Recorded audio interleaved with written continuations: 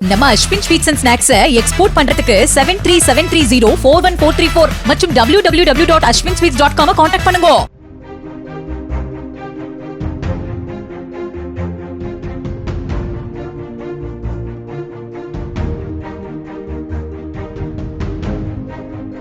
Ukraine Russia போர் 3 ஆண்டுகளாக நடைபெற்று வரும் நிலையில் அமெரிக்க அதிபர் ட்ரம்ப் போரை நிறுத்த ஏராளமான முன்னெடுப்பில் ஆர்வம் காட்டி வருகிறார். கடந்த 11ஆம் தேதி சவுதி அரேபியாவின் தலைநகர் ரியாத்தில் போரை நிறுத்துவதற்கான அமைதி பேச்சுவார்த்தை நடைபெற்றது.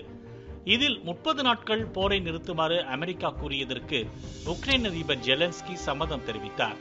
ஆனால் ரஷ்யா இதனை ஏற்கவில்லை. இதனைத் தொடர்ந்து கடந்த 14ஆம் தேதியன்று ரஷ்யா போர் நிறுத்தத்தை ஏற்காவிட்டால் பொருளாதார தடை விரிவுபடுத்தப்படும் என்று அமெரிக்கா மற்றும் G7 நாடுகள் எச்சரிக்கை விடுத்திருந்தன.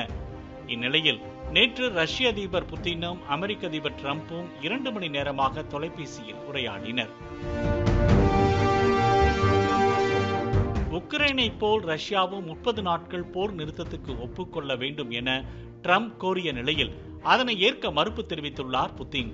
அதற்கு பதிலாக ரஷ்யா 30 நாட்களுக்கு உக்ரைனின் எரிசக்தி கட்டமைப்புகளை குறிவைத்து தாக்காது என அவர் தெரிவித்ததாக கூறப்படுகிறது. 30 நாட்கள் போர் நிறுத்தத்தை ஏற்றுக்கொண்டால் உக்ரைன் அந்த காலகட்டத்தை பயன்படுத்தி கூடுதல் படைகளை ஆயுதங்களை குவிக்கும் எனவும் அது தங்களின் இராணுவத்தை பலப்படுத்தும் முயற்சிகளை மேற்கொள்ளும் எனவும் புதின் கூறியதாக சொல்லப்படுகிறது.